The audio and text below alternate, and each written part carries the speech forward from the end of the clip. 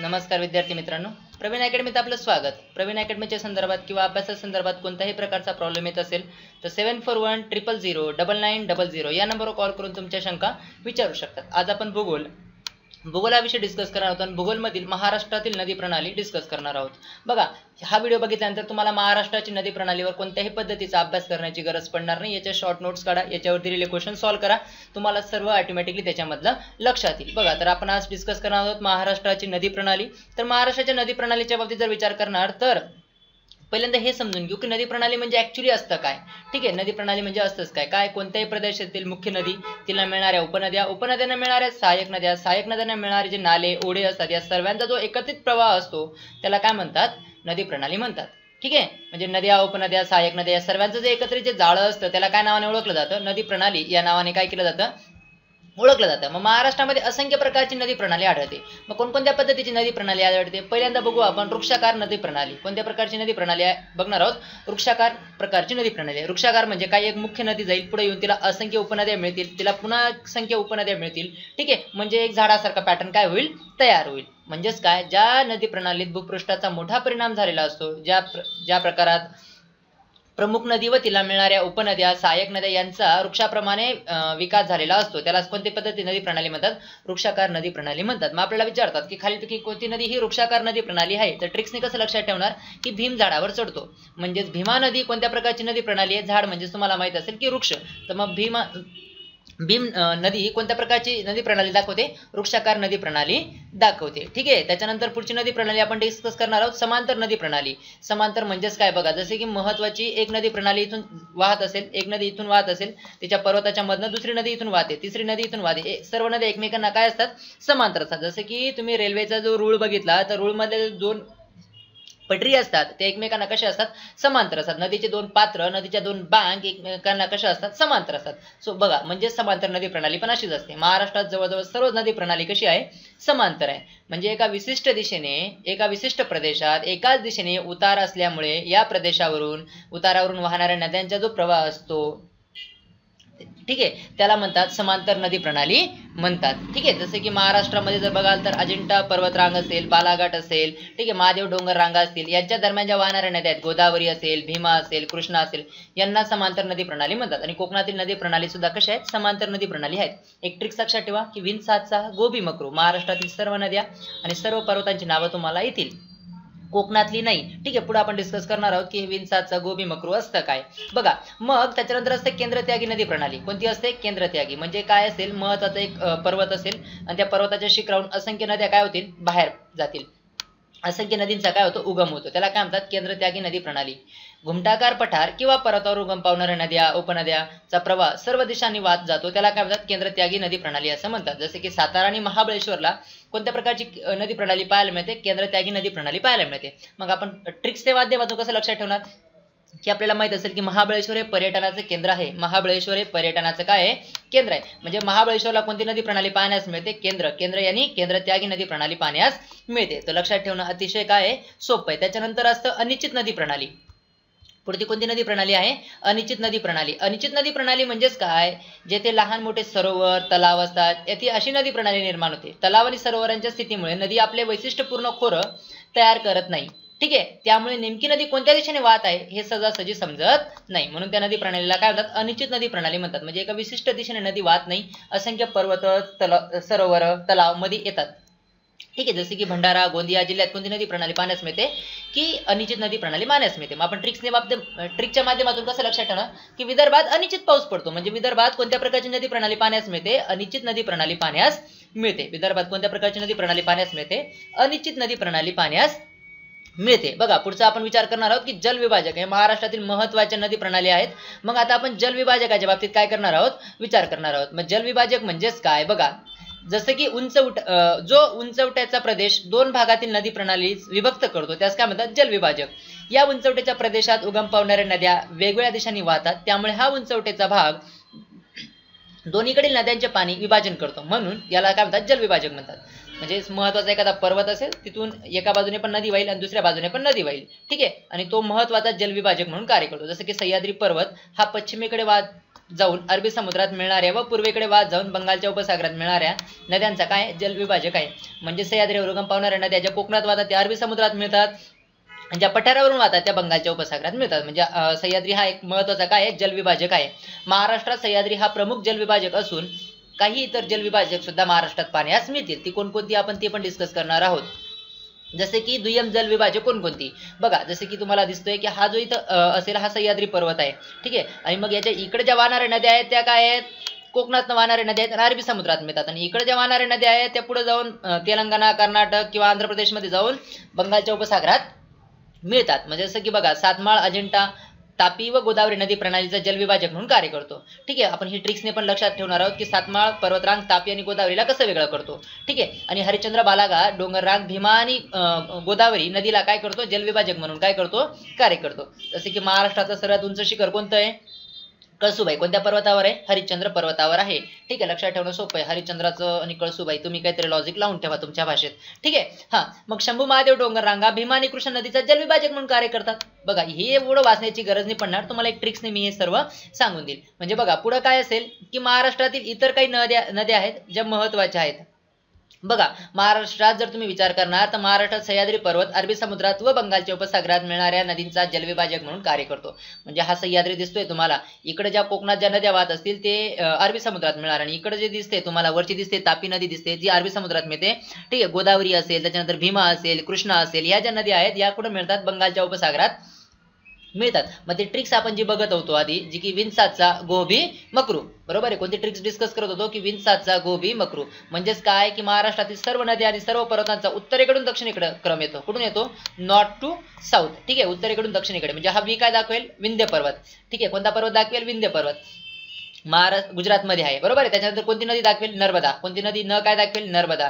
ठीक आहे. नंदुरबार जिल्ह्यात न वाहते, महाराष्ट्राच्या सर्वात उत्तरेकडे वाहणारी नदी आहे पठारावरची. त्याच्यानंतर बघा दोन सा आहेत, एक सातपुडा आहे आणि एक सातमाळ आहे. आता लक्षात कसं ठेवणार, आधी सातपुडा की सातमाळ.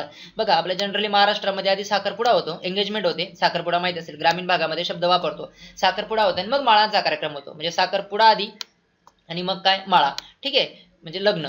मग पहिले काय सातपुडा, म्हणजे कोणता पर्वत येतो, सातपुडा पर्वत. ठीक आहे. आणि त्याच्यानंतर पुढची नदी कोणती, तापी. हा त काय दाखवेल, तापी नदी दाखवेल, बरोबर आहे. त्याच्यानंतर पुढचा पर्वतरांग कोणता आहे, सातमाळ, जी नाशिक जिल्ह्यामधनं वाहते. ठीक आहे. म्हणजे जाते सॉरी. त्याच्यानंतर पुढचा नदी कोणती, गोदावरी, दक्षिण भारताची गंगा, वृद्धगंगा पण म्हणतात, माहित असेल. त्याच्यानंतर पुढचा डोंगर कोणता, हरिश्चंद्र बालाघाट. ठीक आहे. नगर जिल्ह्यातनं उगम पावणार, तुम्हाला माहित असेल की इथं महत्वाचं महाराष्ट्रातील सर्वात उंच शिखर पण आहे. त्याच्यानंतर पुढची नदी कोणती, भीमा, पुणा जिल्हा, बरोबर आहे. त्याच्यानंतर महत्वाचा डोंगर कोणता, महादेव डोंगर रांगा. आणि शेवटची नदी कोणती, सॉरी फॉर दॅट थिंग. ठीक आहे. शेवटची नदी कोणती की कृष्णा. कोणती नदी पाण्यास मिळेल, कृष्णा नदी पाण्यास मिळेल. ठीक आहे. सो या पद्धतीने विंसाचा गोबी मकरू जर लक्षात ठेवलं तर महाराष्ट्रातील सर्व नद्या आणि सर्व पर्वत पाण्यास मिळतील, ते पण कुठली, सह्याद्री पठारावरची. ठीक आहे. त्याच्यानंतर आपण आता डिस्कस करणार आहोत की महाराष्ट्रात काही पूर्ववाहिन्या नद्या आहेत. पूर्ववाहिन्या म्हणजे ज्या पूर्व दिशेला वाहतात. ठीक आहे. पूर्ववाहिन्या म्हणजे पूर्व दिशेला वाहतात अशा. ठीक आहे. जसे की गोदावरी, भीमा, कृष्णा, पैनगंगा, वैनगंगा. ठीक आहे. ह्या नद्या काय आहेत, पूर्ववाहिनी आहेत. या बहुतांश नद्यांचा प्रवाह पश्चिमेकडून पूर्वेकडे आहे. ठीक आहे. मग आता एक नदीबद्दल आपण विचार करणार आहोत. मग सर्वात महत्वाची नदी कोणती आहे, गोदावरी. तर गोदावरीच्या बाबतीत विचार करू की मध्य प्रदेश प्रवाह कुठं कुठं असतो, सॉरी महाराष्ट्रात, मध्य महाराष्ट्रामध्ये तर महत्वाचा काय हे आहे, प्रवाह आहे. मग कुठे उगम पावते, त्र्यंबकेश्वर येथे, ब्रह्मगिरी माहित असेल नाशिक जिल्ह्यातील. एकूण लांबी किती आहे, 1465 किलोमीटर. महाराष्ट्रात सर्वात जास्त लांब मोठी नदी आहे गोबी कृतान. लक्षात ठेवा. महाराष्ट्रातील नद्यांचा उतरता क्रम कसा लक्षात ठेवणार, महाराष्ट्रातील नदींचा लांबीनुसार उतरता क्रम कसा लक्षात ठेवणार, गोबी कृतान. ठीक आहे. कसा लक्षात ठेवणार, गोबी कृतान. आणि ट्रिक्स मध्ये तुम्हाला आता सापडून जाईल की गोबी आणि कृतान म्हणजे काय. ठीक आहे. हा तिचा प्रवाह महाराष्ट्रात किती आहे, 732 किलोमीटर आहे. कशाचा, गोदावरीचा. आणि महाराष्ट्रातील सर्वाधिक जिल्ह्यांमधून वाहणारी नदी सुद्धा ही आहे. नांदेड जिल्ह्यातील धर्माबाद जवळ ती तेलंगणामध्ये काय करते, प्रवेश करते. ठीक आहे. गोदावरी. मग आता गोदावरीच्या महत्वाच्या उपनद्या कोणत्या जर विचार करणार तर बघा, उजव्या तीरावरनं मिळणाऱ्या नद्या कोणत्या आणि डाव्या तीरावरनं मिळणाऱ्या नद्या कोणत्या. तर मग उजव्या तीरावरनं मिळणाऱ्या नद्या कोणत्या, दारणा असेल, मांजरा असेल, प्रवरा असेल, सिंदफणा असेल, दुग्धा असेल, मुळा असेल आणि कुंडलिका असेल. ह्या ज्या महत्वाच्या नद्या आहेत ह्या उजव्या तीरावरून येतात. मग लक्षात कसं ठेवणार, उजव्या तीरावरनं लक्षात ठेवणाऱ्या नद्या सोप्या आहेत. काय, सिंधूची मांजर दारात उभी राहून दूध पित असताना प्रणवने मुळा मारून फेकला.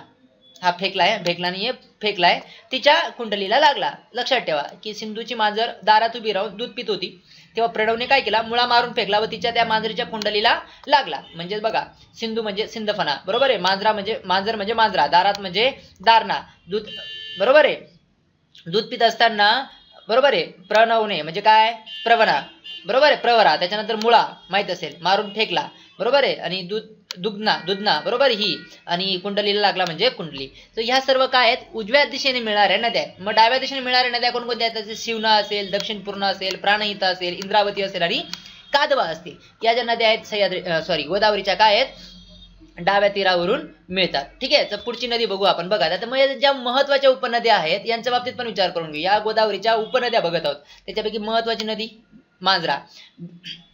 ठीक आहे, बीड उस्मानाबाद जिल्ह्याच्या सीमेवरून वाहत जाऊन पुढे लातूरमध्ये प्रवेश करते व पुढे लातूरमधून तेलंगणा राज्यामध्ये प्रवेश करते. तेलंगणामधून ती परत महाराष्ट्रात प्रवेश करते व नांदेडमध्ये गोदावरीस काय करते, मिळते. म्हणजे तेलंगणामध्ये जाते, तेलंगणामधनं परत महाराष्ट्रात येते, नांदेड जवळ कसाच मिळते, गोदावरीस मिळते. कोणती नदीची गोष्ट करत आहोत आपण, मांजरा नदीची गोष्ट करत आहोत.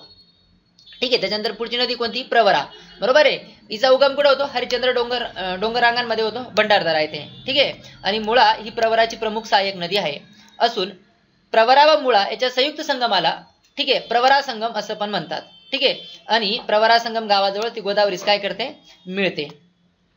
संगमनेर असेल, नेवासा असेल, ही ठिकाणं प्रवरेच्या काठावर स्थित आहेत. नेवासा येथे संत ज्ञानेश्वरी सांगितलेली होती. ठीक आहे, माहित असेल तुम्हाला की एकदम फेमस ठिकाण आहे. बघा, त्याच्यानंतर आपण गोदावरी नदीच्या खोऱ्याच्या बाबतीत विचार करणार आहोत की गोदावरी नदीचा जो खोरा आहे, आता सांगितलं की खोऱ्याचा क्रम कसा लक्षात ठेवणार, गोबी कृतान. कसं लक्षात ठेवणार, गोबी कृतान. 1,52,811 किलोमीटर वर्ग हिचा काय महत्वाचा खोरा आहे. हिच्यामध्ये महत्वाची पिकं कोणकोणती घेतात, गहू, कापूस, ज्वारी आणि ऊस. ठीक आहे, महत्वाचे धरण कोणते आहेत, नाथसागर हे मातीचे पहिले धरण, ठीक आहे, असून ते औरंगाबाद मधील पैठण येथे स्थित आहे. ठीक आहे, समथिंग इज डाऊट, नाथसागर कुठं आहे, औरंगाबाद येथे स्थित आहे. ठीक आहे, भारतातल्या मातीचं पहिलं धरण नाहीये, सॉरी फॉर दॅट थिंग. ठीक आहे, हा, तर त्याच्यानंतर बघा की त्याच्यानंतर आपण विचार करणार आहोत की पुढच्या नदीच्या बाबतीत विचार करणार आहोत की या नदीच्या खोऱ्यांमध्ये कोणकोणती खनिजे मिळतात. ठीक आहे, या नदीच्या खोऱ्यांमध्ये कोणकोणती खनिजे मिळतात. खनिजेच अत्यल्प प्रमाणात सापडत असून खनिजाच्या दृष्टीने हा भाग काही महत्वाचा नाही, केवळ उस्मानाबाद येथे चुनखडी सापडतं. ठीक आहे, गोदावरीच्या नदीच्या काठावर फक्त उस्मानाबाद येथेच काय सापडतो, चुनखडी सापडतो. आणि वीज केंद्र कोणकोणती आहेत, वैतरणा असेल, नाशिकमध्ये असेल, भंडारा असेल, अहमदनगर जिल्ह्यात असेल, पैठण असेल, पैठणदरी असेल, एलदरी असेल, हिंगोली येते. ठीक आहे, औष्णिक विद्युत केंद्र कोणकोणती आहेत, या नदीच्या काठावर एकलहरी असेल, परळी असेल, ठीक आहे, आणि वैजनाथ असेल, ही महत्वाची, म्हणजेच परळी ही महत्वाची औष्णिक विद्युत केंद्र आहेत. आणि महत्वाची शहरं कोणकोणती आहेत, गोदावरीच्या काठावर नाशिक असेल, पैठण असेल, गंगाखेड असेल, कोपरगाव असेल, नांदेड असेल, ही शहरं. ठीक आहे, आणि धार्मिक दृष्ट्या ही नदी पवित्र असल्यामुळे हिला दक्षिण भारताची गंगा पण काय करतो, आपण म्हणतो. ठीक आहे, आता बघा, हिला दक्षिण भारताची पण गंगा म्हणतो. पुढची नदी आपण डिस्कस करणार आहोत, कोणती नदी डिस्कस करणार आहोत, भीमा. आता बघा, भीमा ही कृष्णेची उपनदी असून, ठीक आहे, ती महाराष्ट्राच्या बाहेर कृष्णेला मिळते. ठीक आहे, महाराष्ट्रात मिळत नाही, तर महाराष्ट्राच्या बाहेर कृष्णेला मिळते, म्हणून हिचं स्वतंत्र अस्तित्व आहे महाराष्ट्रामध्ये, म्हणून हिचा अभ्यास करणं आवश्यक आहे. हिचा उगम कुठं होतो, पुणे येथे आंबेगाव तालुक्यातील भीमाशंकर येथे हिचा काय होतो, उगम होतो. महाराष्ट्रात हिची लांबी किती असून 451 किलोमीटर हिचा प्रवाह असून तिला अनेक उपनद्या पण मिळतात. आता शिकलो आपण, भीम झाडावर चढतो म्हणजेच वृक्षाकार नदी प्रणाली दाखवते. ठीक आहे, भीमा नदी कोणती नदी प्रणाली दाखवते, वृक्षाकार नदी प्रणाली दाखवते. मग आता भीमा नदीच्या उपनद्या कोणकोणत्या, ठीक आहे, उजव्या दिशेने मिळणाऱ्या उपनद्या आणि डाव्या दिशेने मिळणाऱ्या उपनद्या की मुळा, मुठा, नीरा, मान, भामा आणि पवना या उपदिशा आहेत भीमाच्या, आणि त्या पण उजव्या दिशेने.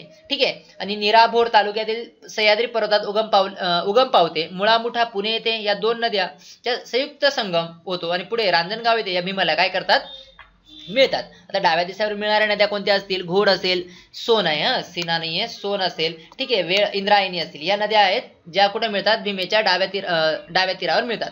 आणि सीना अहमदनगर जिल्ह्यातील उत्तर सीमेवरून उगम पावते व तसेच सोलापूर व अहमदनगर जिल्ह्याच्या सीमेस काय होते, ती समांतर वाहते. ठीक आहे, जिल्ह्यात भीमेस समांतर होते, या दोन नद्या, सॉरी, भीमेस काय करते, भीमा नदीस काय होते, समांतर वाहते. या दोन नद्यांच्या बाबतीत आपण इथं डिस्कस केलं. ठीक आहे, त्याच्यानंतर महत्वाची नदी भीमा नदीचं खोऱ्याच्या बाबतीत विचार करू. हिचं क्षेत्रफळ आहे 46,184 किलोमीटर वर्ग, हे लक्षात ठेवण्याची गरज नाही. महत्वाचं काय आहे, भीमावतीला मिळणाऱ्या इंद्रायणी नदी धार्मिक दृष्ट्या महत्वाची असून पंढरपूर तीर्थक्षेत्र भीमा नदीच्या काठावर आहे. आणि मात्र भीमा नदीला पंढरपूरमध्ये काय नावाने ओळखलं जातं? चंद्रभागा. काय नावाने ओळखलं जातं? चंद्रभागा. आता चंद्रभागा का म्हणतात? त्याने चंद्रासारखा पंढरपूरला अर्धा कोर केलेला आहे.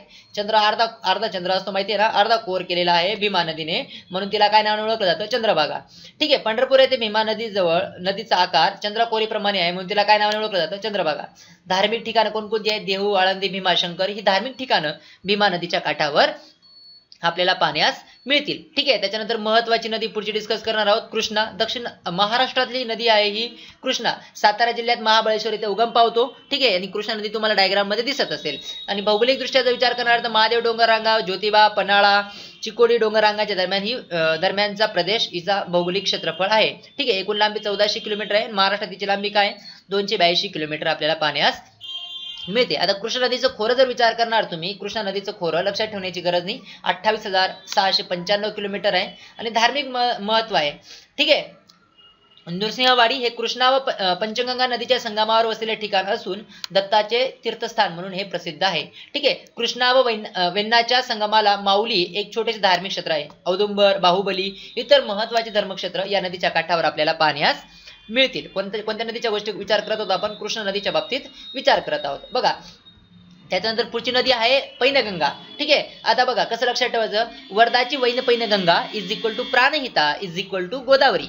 ठीक आहे, मी कसं लक्षात ठेवतो, मागे एक ट्रिक सांगितली होती तुम्हाला मी ही. ठीक आहे, तो व्हिडिओ बघा. वर्धाची वैन Penganga is equal to Pranhita is equal to Godavari. म्हणजेच काय? वर्धा नदी, वैनगंगा नदी, पैनगंगा नदी तिघांच्या एकत्रित संगमाला काय म्हणतात? प्राणहिता. काय म्हणतात? प्राणहिता. आणि प्राणहिता पुढे कोणाची उपनदी आहे? गोदावरीची. पुन्हा एकदा ट्रिक सांगतो, वर्धाची वैन Penganga is equal to Pranhita is equal to Godavari. असे ट्रिक्स लक्षात ठेवा, तुम्हाला काय येईल? लक्षात राहील. किंवा मागचा व्हिडिओ बघा, मागच्या व्हिडिओमध्ये ही ट्रिक्स दिलेली आहे. मग विदर्भात दक्षिण भागातनं वाहते, विदर्भाच्या दक्षिण भागातनं वाहते. वर्धाची उपनदी असून पश्चिमेकडून पूर्वेकडे वाहते. पैनगंगा कोणाची उपनदी आहे? वर्धाची. आधीच सांगितलं, वर्धाची वैन पैनगंगा, वर्धाची वैन पैनगंगा. हिचा उगम कुठे होतो? अजिंठा डोंगर रांगांमध्ये होतो, बुलढाणा येथे. आणि विदर्भात सर्वात लांब नदी असून या नदीचा प्रवाह 495 किलोमीटर आहे. विदर्भातली सर्वात लांब नदी कधी कधी विचारणार की विदर्भातली सर्वात लांब नदी कोणती, तर आपल्याला सांगता आलं पाहिजे कोणती आहे? वैनगंगा नदी आहे.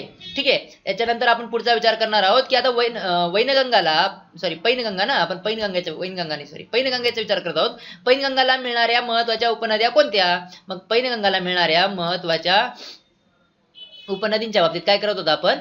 विचार करत आहोत. पैनगंगाला मिळणाऱ्या महत्वाच्या उपनदींच्या बाबतीत काय करत आहोत? विचार करत आहोत आपण. ठीक आहे, मग आता बघा, तिच्या उजव्या बाजूला काय काय मिळते? कोणकोणती नदी मिळते?